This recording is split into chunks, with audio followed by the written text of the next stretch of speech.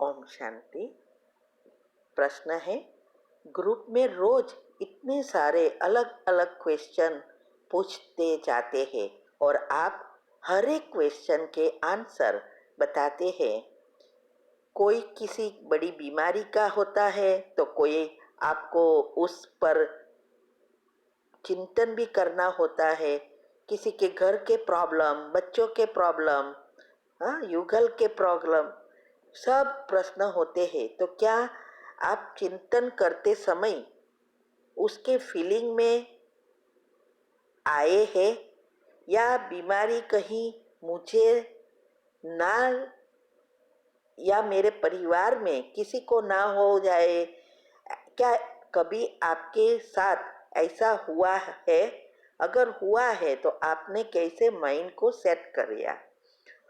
उत्तर है, देखो, हमारा पुरुषार्थ माना हम सबका पुरुषार्थ यही है, फुल स्टॉप लगाना। तो प्रश्न तो बहुत सारे आते हैं, कितने पर्सनल प्रश्न आते हैं, हस्बैंड के बारे में, बच्चों के बारे में, बुरी आदतों के बारे में, बीमारियों के बारे में और शास्त्रों वगैरह बहुत सारे प्रश्न आते हैं। तो देखो, ये जो भी प्रश्न आते हैं, पहले तो मैं ये कहूँगी, मैं उसका न तो चिंतन करती हूँ, सिर्फ मैं पढ़ लेती हूँ, पढ़कर उसको फुल स्टॉप लगा देती हूँ और बाबा को सौंप देती हूँ। तो ये जब भी मैं प्रश्न के उत्तर देने भी बैठती हूँ तो बाबा का आह्वान पहले करती हूँ और उनको कहती हूँ कि ये ज्ञान आपका है, ये बच्चे आपके हैं, बच्चों को क्या चाहिए वो आपको पता है, मैं तो निमित्त मात्र हूँ, लेकिन आपने हमें ज्ञान दिया, बुद्धि का ताला खोला, सेवा के लायक बनाकर निमित्त बनाया। इन सब के लिए मैं आपका बहुत बहुत बहुत धन्यवाद मानती हूँ। अभी हमें आप ये प्रश्न के उत्तर देने हैं, तो बाबा ऐसे प्रश्न के उत्तर दो जिससे सभी आत्माएं आगे बढ़े, अपने अपने पाठ अनुसार माना ड्रामा अनुसार पद का अधिकारी बन जाए। फिर बाबा करता है ना, तो मुझे चिंतन नहीं करना पड़ता है। हाँ, कोई चीज़ों को गूगल पर या कहीं चेक करना पड़ता है और मुरली का जो होता है उसको बैठकर अच्छी रीति समझना पड़ता है, और इतना भी नहीं कि मैं उसके लिए बैठी रहूं, ये तो नेचुरल हो जाता है।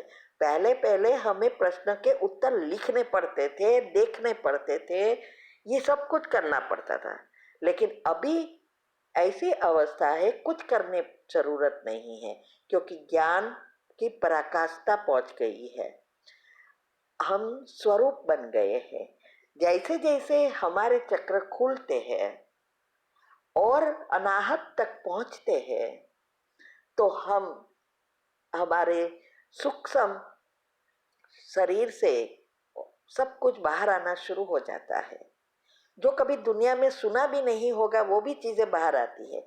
कई बार हमने भी मुरली में नहीं सुना होगा, लेकिन बाबा की बात बाहर आ जाती है और बाद में मुरली में आता है।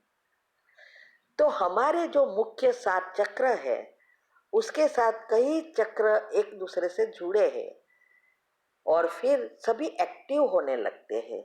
हर एक चक्र में सारी बातें भरी है और मुख्य गुण की भी भरी है, सत्युग की भी भरी है, त्रेता की भी भरी है और अभी संगम की भी भरी है, सब में भरी है, क्योंकि मुरली सुनते हैं ना। तो जैसे जैसे हम अवस्था बनाते हैं, इसकी जो मैंने विधि बताई है, अभी भी मैंने रखा है ना कि अब अच्छी अवस्था बनाने के लिए क्या क्या करना है, अभी 2-3 दिन पहले ही ग्रुप में भी आया, यूट्यूब पर भी रखा है। ये विधि जो मैंने बताई है वो सबको करने के लिए ही बताती हूँ, क्योंकि मैंने ये अवस्था प्राप्त की और हम चाहते सब ऐसा करें और जल्दी बाबा के बच्चे बन जाए। तो हमें फीलिंग कब आती है? जब हमारे चक्र खुले नहीं है, और हम नेगेटिव व्यर्थ से भरपूर है। लेकिन सारे चक्र के लेयर्स ही पॉजिटिव बन जाते हैं तो हमारी फीलिंग पॉजिटिव बन जाती है और हमारे वाइब्रेशंस की असर उस चीजों पे पड़ती है, वो चीजों की असर हमारे पर नहीं होती है। तो डर की तो कोई बात ही नहीं है। डर कब आएगा? जब उसका नेगेटिव चलता रहे तब आता है।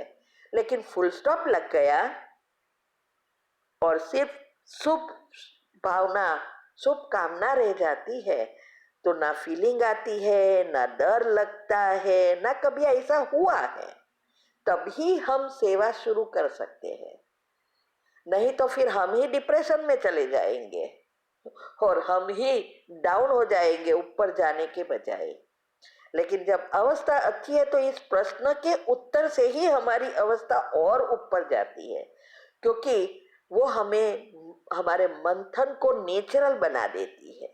ये बहुत बहुत गुह्य राज है कर्म की गति का और संकल्प शक्ति का।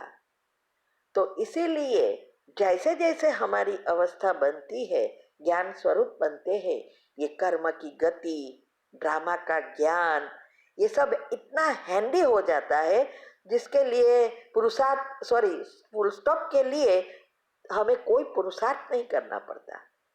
हर सिचुएशन में फुल स्टॉप लग जाता है और अंतिम पेपर ही तो यह है, फुल स्टॉप सेकंड में लगाना।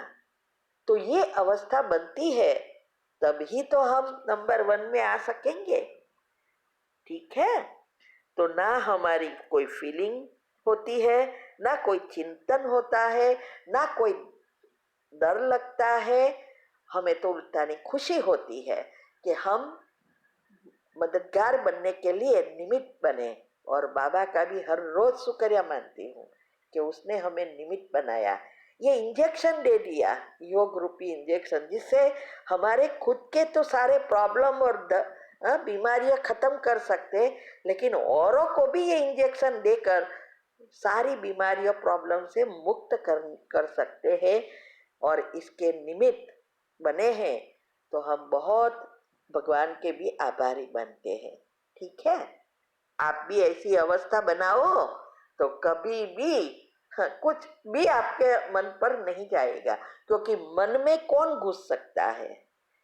देखो, स्थूल में सब कुछ सब कर सकते हैं, लेकिन हमारे मन के अंदर कोई नहीं घुस सकता। वो मन के अंदर सिर्फ हम खुद ही अंदर जा सकते हैं, तो वो हमारे हाथ में है। ठीक है? ओम शांति।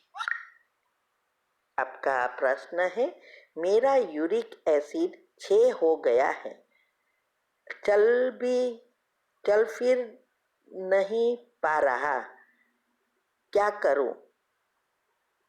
उत्तर है, देखो, यही तो हम सिखा रहे हैं। यूरिक एसिड या पीएच इनबैलेंस ही बीमारियां क्रिएट करती है। सब वेबिनार भी उसके ही चलाया। आप पहले क्या करो, प्लेलिस्ट में जाओ, वेबिनार के टॉपिक में ऊपर लिखा है बेकिंग सोडा और घर की दवाइयों के बारे में, तो वो अच्छी रीति खुद समझो। मैंने खुद उसका कैसे मुझे फायदा हुआ, तब मैंने रिसर्च किया और कैसे हमें बैलेंस करने में बेकिंग सोडा मदद करता है। एक ही ये बेस्ट मेडिसिन है हमारे पीएच को बैलेंस करने के। इसीलिए पहले ये बातें खुद समझो। फिर हमने कल ही रखा है हर एक बीमारियों से मुक्त होने के लिए बेकिंग सोडा कैसे लें। कल नहीं, परसों ग्रुप में भी आ गया है, आंसर ग्रुप में भी आ गया है। तो आप वो बेकिंग सोडा का जो विधि सारी, क्योंकि एक अकेला बेकिंग सोडा नहीं, उसके साथ बहुत सारी चीजें करनी है, तो वो सब आप खुद समझो। और अगर आपको लगे कि करना है तो करें। याद रहे, इन चीजों की कोई साइड इफेक्ट नहीं है, लेकिन जो ध्यान रखना है वो सब मैंने बताया है। और उसके साथ और क्या क्या करना है वो भी बताया है। आपका ये चलना फिरना बंद हो गया है, आप घोड़े जैसे हो जाएंगे। ठीक है? बहुतों का आया है अनुभव। ओम शांति।